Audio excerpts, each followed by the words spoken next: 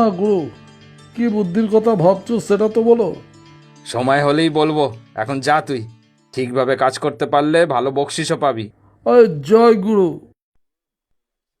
তা বেয়ান, আসতে কোনো অসুবিধা হয়নি তো? না না, কোনো অসুবিধা হয়নি। কষ্ট বলতে একটাই, খুব গরম পড়েছে এই বছর, এই যা। হ্যাঁ, সে তো এখন প্রতি বছরই বেশি করে গরম পড়ছে। নিন নিন, আমগুলো খেয়ে নিন। হিমসাগরাম, সব ক্লান্তি দূর হয়ে যাবে একেবারে। আমাকেও দিও কিন্তু গিন্নি। তোমার খালি খাওয়া আর খাওয়া, খাওয়া ছাড়া অন্য কথা নেই বুঝি? দেখলেন তো দিদি। না না, এইভাবে বলছেন কেন? উনি তো বেশ মজার মানুষ। মনীষার মুখে কত শুনেছি আপনাদের এখানে একজন টাটকা মাছ বিক্রি করে, স্বাদে গন্ধে নাকি একেবারে অতুলনীয়। মনীষা ওর বাবার মতো একেবারে মাছ পাগল। কি যে বলি না, মেয়েটা আমার এখনো ছেলে মানুষ। খুব ভালো মেয়ে আমাদের মনীষা। তা সত্যি বলতে কি, মাছ পাগল আমিও। কি বেয়াই মশাই, আজকে নিমন্ত্রণে দুপুরে সেই মাছ হবে তো? নির্লজ্জের মতো বলেই ফেললাম। আরে এসব কি বলছেন বেয়ান? মাছ হবে না? আলবাত মাছ হবে।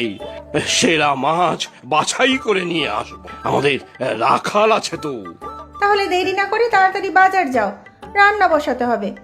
চলুন বেয়ান, আমরা উপরে যাই। ইলিশগুলো ভালো ছিল তো? শুধু ভালো না রাখাল, অসাধারণ ছিল, অসাধারণ। আজকেও আমার টাটকা মাছ লাগবে, কিন্তু বাড়িতে অতিথি এসেছে, মান থাকা চাই আমার, না হলে কিন্তু নাক কাটা যাবে হে রাখাল। ভালো বড় বড় পাবদা মাছ আছে, নিয়ে যান। গলদা চিংড়িগুলো ভালো আছে, নিয়ে যেতে পারেন। বুঝলে রাখাল, আজকে আমাকে আরো বাজার করতে হবে। তুমি কি তোমার লোক দিয়ে বাড়িতে মাছ পাঠিয়ে দিতে পারবে? হ্যাঁ, আপনি নিশ্চিন্তে বাজার করুন। আপনি কি কি মাছ নেবেন বলুন, আমি লোক দিয়ে পাঠিয়ে দিচ্ছি। ব্যাস ব্যাস, তাহলে আমি নিশ্চিন্ত। তাহলে তুমি পাবদা, পার্শে, ট্যাংরা দিয়ে দাও। ইলিশ তো দেবেই। ও হ্যাঁ, বড় দেখে গলদা চিংড়ি বেশি করে দেবে। যা হবে পরে দাম দিয়ে দেবো, কেমন? গিন্নি, গিন্নি, হ্যাঁ, রাখাল মাছ বাড়িতে পাঠিয়ে দিয়েছে তো। একটা লোক তো এসে দিয়ে গেল, তবে মাছগুলো দেখে আমার ঠিক ভালো লাগেনি। কেমন যেন পচা আষ্টে গন্ধ বেরোচ্ছিল। কেন গিন্নি? রাখালের মাছ মোটেও পচা হয় না, গরম বলে হয়তো এরকম লাগছে। রান্না করলে সুস্বাদু লাগবে একেবারে, দেখো। এটা রাখালের দোকানের তো? বেয়ান নিজে মুখে খেতে চেয়েছেন, এখন মাছ পচা হলে তো মুখে চুনকালি পড়বে। সন্ধ্যাকে তো বলে এলাম মাছগুলো ভাজতে। হ্যাঁ, তাড়াতাড়ি রান্না করতে বলো।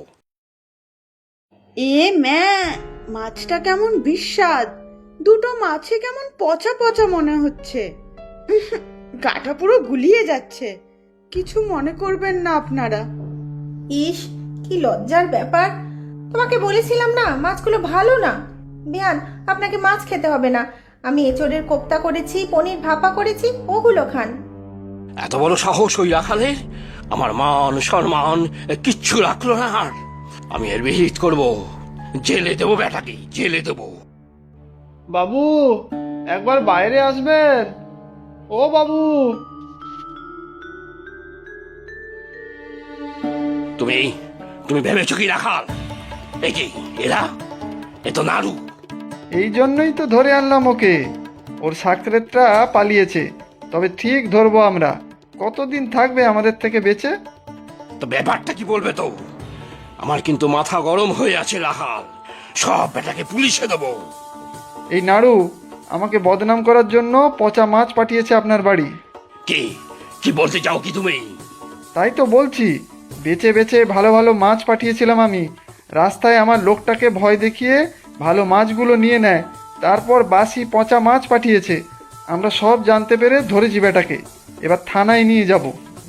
সে ঠিক করেছো, বেটা নাড়ু মহাতেন্দুর। তবে আমার কি হবে? নাক তো আমার কাটা গেল আজ। ছি ছি ছি, বেআইনের কাছে বড় গলায় তোমার কত প্রশংসা করেছি, আর পচা মাছ খেতে হলো তাকে। মাফ করে দিন কর্তা, আমারই ভুল। আমার নিজের আসা উচিত ছিল আপনাকে মাছ পৌঁছে দিতে। তবে এই যে সব টাটকা মাছ নিয়ে এসেছি, গিন্নিমাকে ডাকুন, আমি নিজে ক্ষমা চেয়ে যাচ্ছি। আচ্ছা আচ্ছা, ঠিক আছে ঠিক আছে, আমি নিজের হাতেই এবার মাছ রান্না করব। রাতে আবার ভুরি ভোজ হবে। হা হা হা হা।